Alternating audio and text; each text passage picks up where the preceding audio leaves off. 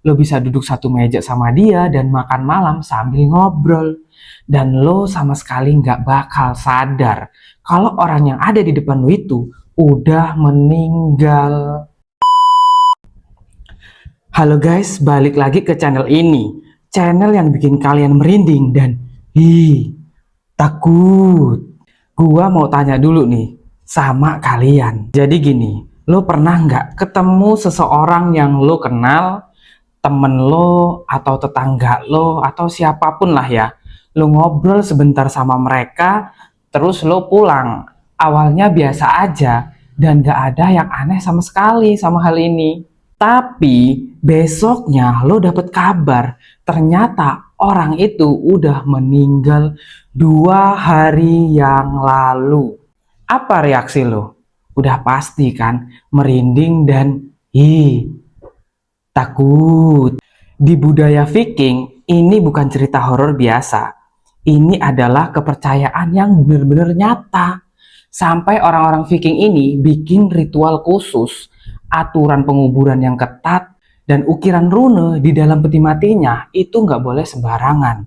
Nah, rune ini adalah simbol-simbol alfabet Nordik kuno. Hal ini dilakukan supaya orang-orang yang mereka cintai tidak kembali dari kematiannya untuk membunuh mereka. Guys, hari ini kita bahas salah satu entitas paling mengerikan.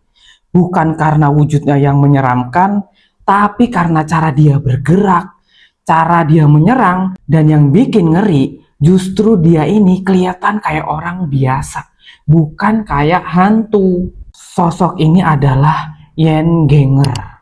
Oke guys, kita mulai dari dasarnya dulu. Kita kenalan sama Gjenganger. Gjenganger itu berasal dari bahasa Norwegia. Artinya yang kembali berjalan setelah mati.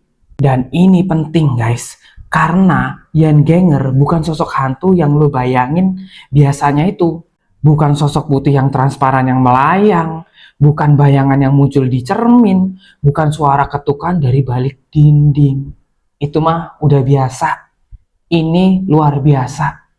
Gjenganger punya tubuh fisik yang sepenuhnya seperti manusia pada umumnya.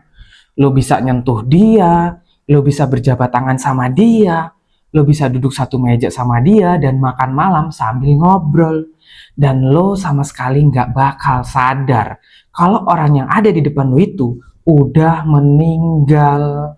Dalam tradisi Norse kuno, ini bukan anomali, ini adalah aturan. Gjenganger memang dirancang untuk terlihat seperti manusia hidup. Boleh dibilang ya gitulah ya. Dan justru disitulah letak teror yang sesungguhnya. Coba lo bayangin, lo nggak tahu siapa di sekitar lo yang masih hidup dan siapa yang udah mati tapi belum pergi. Tetangga lo yang tadi pagi nyapa lo di depan rumah, itu dia beneran atau bukan? Atau itu sesuatu yang memakai wajahnya? Para ahli folklore Skandinavia sering membandingkan Gjenganger bukan dengan hantu, tapi justru lebih ke vampir Eropa Timur. Kenapa?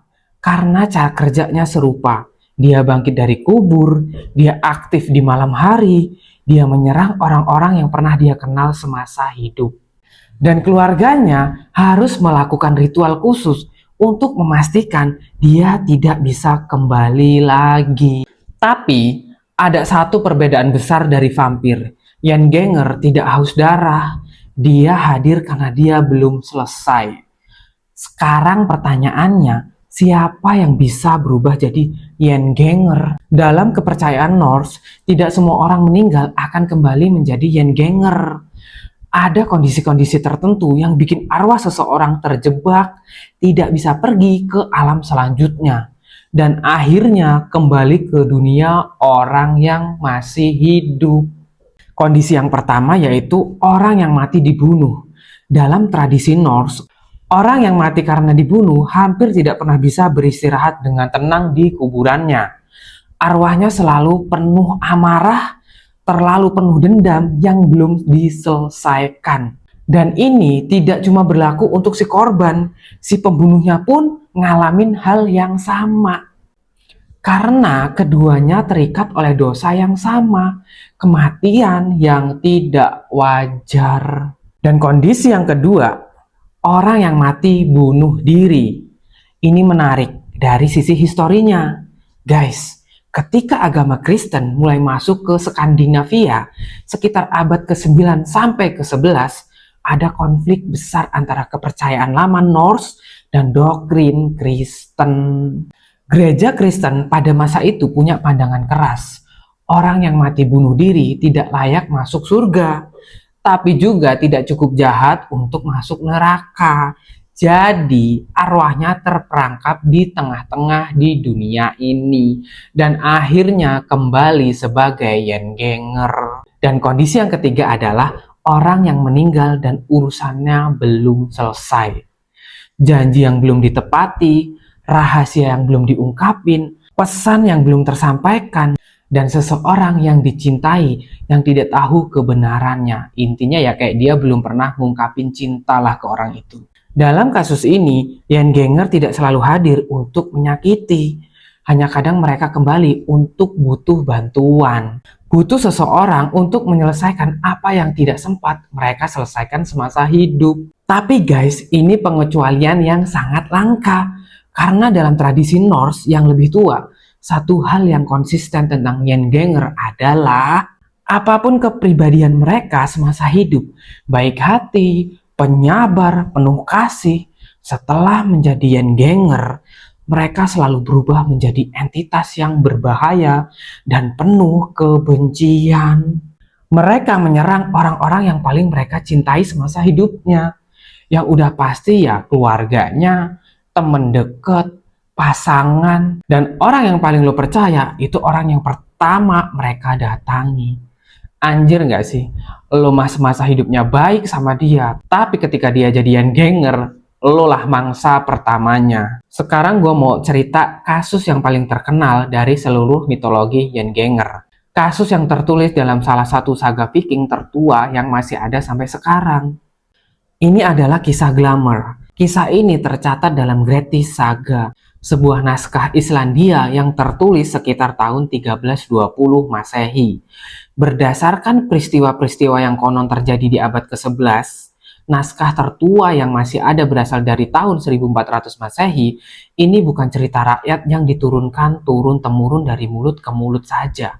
Ini adalah catatan tertulis yang bertahan lebih dari 600 tahun. Kisah dimulai dengan seorang petani bernama Turhal. Dia tinggal di distrik Vatnsdal, Islandia. Nah, dia ini punya masalah besar. Ladangnya ini dirasuki wujud gaib Waik. Dalam terminologi Norse yang terus-menerus meneror para gembala yang dia pekerjakan. Terus satu persatu pengembalanya pergi. Ada yang kabur karena ketakutan, ada yang nggak pernah kembali sama sekali. Ya hilang gitu aja, nggak tahu kemana. Si Turhal hampir putus asa, lalu datanglah Glamor. Glamor ini seorang gembala dari Swedia. Tingginya seperti Trull, badannya besar, kuat, dan punya aura yang intimidating banget. Turhal berpikir kalau ada yang bisa menghadapi Waik itu, ya Glamir lah orangnya. Awalnya Glamor berhasil. Kehadirannya yang dominan membuat Waik itu mundur. Ladang Turhal kembali tenang. Semuanya terlihat baik-baik aja. Sampai tiba waktunya Yuletide, yaitu malam perayaan besar orang Norse. Di malam itu ada tradisi puasa yang harus dijalankan. Terus si Glamor ini entah karena tidak percaya atau karena terlalu sombong menolak berpuasa. Dia makan sepuasnya, minum sepuasnya, lalu pergi ke ladang untuk menjaga domba-domba seperti biasanya. Dan dia tidak pernah kembali di malam itu. Dan keesok paginya, mereka menemukan Glamor. Dia tergeletak mati di salju. Di sana terlihat ada bekas pertarungan, salju yang berantakan, jejak kaki yang aneh, tapi tidak ada jejak yang jelas siapa atau apa yang membunuhnya. Yang aneh, jasad Glamor ditemukan di lokasi yang berbeda dari tempat dia seharusnya bekerja. Para warga mencoba memindahkan jenazahnya ke gereja untuk dikuburkan dengan cara yang layak. Tapi mereka tidak bisa. seolah ada kekuatan tak kasat mata yang menolak jasad Glamour mendekati tanah suci. Akhirnya, dia dikuburkan di tempat ditemukannya dia meninggal. Di ladang yang terbuka, tanpa ritual yang benar, tanpa penguburan yang layak. Dan kalian tahu, beberapa malam kemudian, Glamour bangkit. Tidak sebagai manusia, tidak sebagai Glamour yang dulu, tapi Glamour bangkit sebagai Yenganger, sebagai Draugr. Si Glamour mulai meneror seluruh distrik Vatnsdal.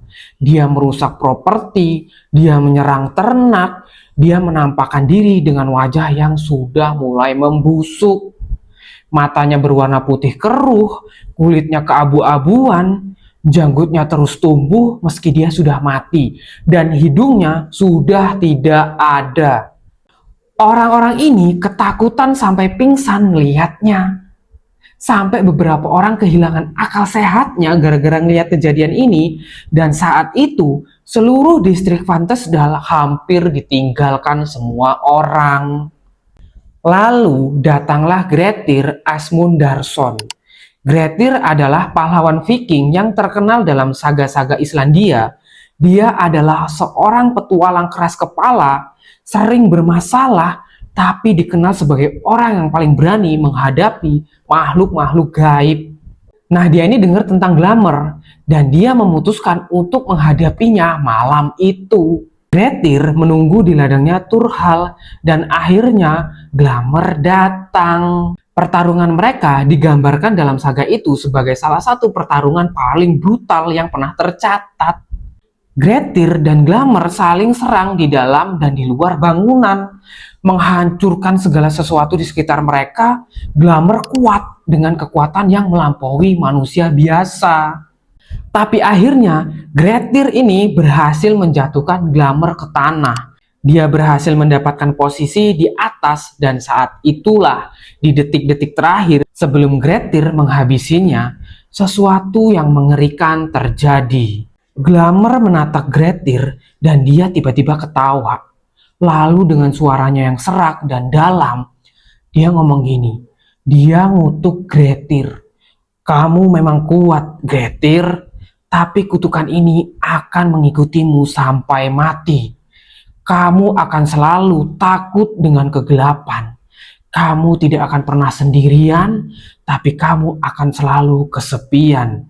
Dan kamu akan mati lebih awal dari yang seharusnya." Nah, itulah kutukan si Glamir. Si Grettir langsung tanpa basa-basi langsung menghabisi Glamour, memotong kepalanya, memastikan dia tidak bisa bangkit lagi. Tapi guys, kutukan itu ternyata nyata. Setelah malam itu, Grettir sang pahlawan Viking yang tidak takut pada siapapun, tidak pernah bisa tidur dalam kegelapan tanpa ketakutan lagi. Dia menjadi buangan, dikucilkan, hidup selama 19 tahun sebagai orang buangan di pinggiran masyarakat, dan akhirnya mati terbunuh di pulau terpencil sendirian. Grettir, seorang pahlawan yang menyelamatkan masyarakat, malah dibuang dan mati sendirian. Kasihan Grettir. Dan kejadian semua ini persis seperti yang Glamour katakan sebelum dihabisi. Oke guys, dalam tradisi Norse yang lebih modern sekitar abad 17 sampai ke 19, Yenganger tidak lagi selalu menyerang secara langsung seperti Glamour. Cara yang lebih umum adalah sesuatu yang disebut Dotning Gegnip. Arti harfiahnya cubitan orang mati. Jadi gini cara kerjanya. Yenganger datang ke rumah korbannya saat tidur. Karena dalam keadaan tidur, lo paling tidak bisa melawan. Lo nggak sadar, lo nggak bisa lari. Dia mencubit tubuh korban. Tapi efeknya, kulit di tempat cubitan itu berubah warna berlahan. Menjadi biru kehitaman. Lalu jaringan di sekitarnya mulai mati. Nekrosis dalam istilah medisnya. Daging membusuk dari luar ke dalam perlahan menyebar. Tidak cuma berhenti di permukaan kulit, tidak berhenti di otot, terus menyebar ke dalam organ tubuh menuju jantung. Dan korbannya biasanya tidak langsung mati. Mereka sakit selama berminggu-minggu, berlahan semakin lemah, semakin memudar, sampai akhirnya jantung mereka berhenti dan mati. Yang lebih mengerikannya lagi, tidak ada tanda-tanda yang jelas. Dokter pada masa itu tidak bisa menjelaskan penyakit ini apa. Tidak ada luka besar, tidak ada trauma yang terlihat, hanya memar biru kecil, dan kemudian seseorang berlahan mati. Bisa lo bayangin lah ya, hidup dalam masyarakat yang percaya sama hal ini, di mana kematian misterius yang pelan tidak bisa dijelaskan, itu adalah tanda bahwa seseorang yang lo cintai, yang sudah meninggal, kembali untuk membunuh lo dengan cara mencubit. Tapi orang-orang Viking ini nggak tinggal diam aja, nggak cuma pasrah aja. Mereka berusaha melawan.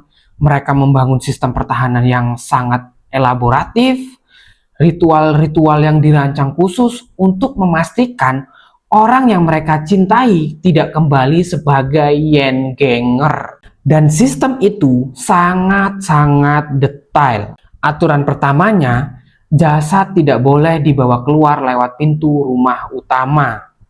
Ini serius guys, orang Viking akan membuat lubang di dinding rumah mereka untuk mengeluarkan jasad orang yang sudah meninggal ini, atau membawanya lewat pintu belakang.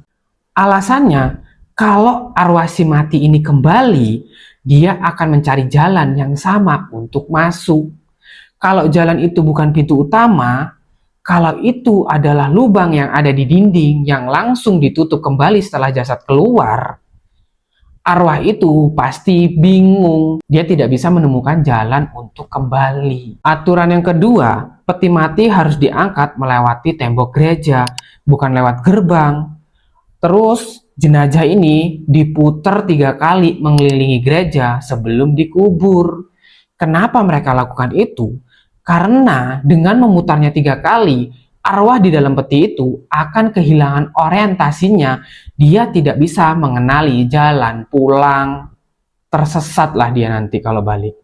Aturan yang ketiga, sekop yang digunakan untuk menggali kubur itu harus ditinggalin di lokasi. Seringkali disilangkan di atas kuburan membentuk tanda salib dan tidak boleh dibawa pulang. Karena sekop itu udah menyentuh tanah tempat si mati dikubur.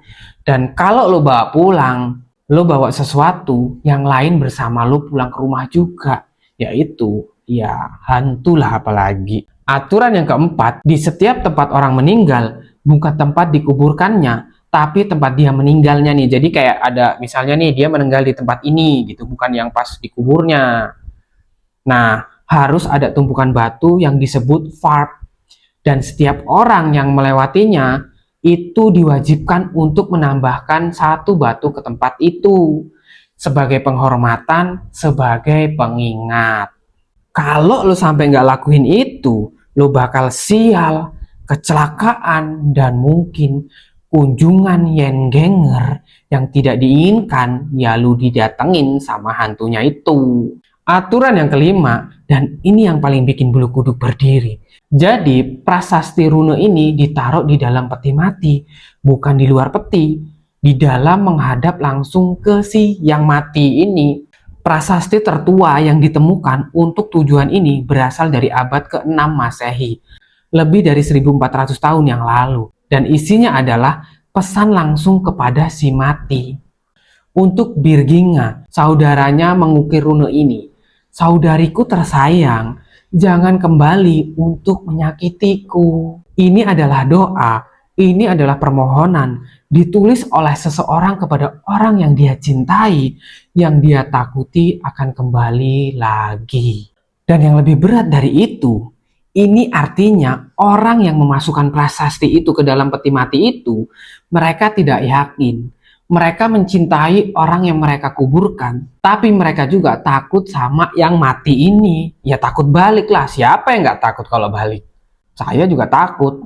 Guys, gua mau balik ke pertanyaan di awal. Lo pernah nggak ketemu seseorang yang ternyata dia itu udah mati? Mungkin di dalam mimpi, tapi mimpinya yang terasa nyata. Mungkin dalam kelibatan bayangan, di sudut mata kita. Mungkin dalam suara yang lo kenali di lorong yang kosong rumah lo. Dalam kepercayaan Norse, itu bukan kebetulan. Itu bukan pikiran lo yang bermain-main. Itu adalah seseorang yang belum selesai. Seseorang yang kembali bukan karena mereka ingin, tapi karena ada sesuatu yang mengikat mereka di sini. Sesuatu yang belum tuntas. Sesuatu yang hanya bisa diselesaikan oleh satu orang saja. Dan orang itu ya mungkin lo. Oke guys, mungkin itulah tadi ceritanya. Kalau lo suka konten kayak gini, dark history, horror, folklore dari penjuru dunia, jangan lupa subscribe. Sampai jumpa di video berikutnya guys. Jaga diri dan hati-hati. Kalau ada yang datang ke rumah lo malam-malam, pastiin dulu dia masih bernapas atau enggak.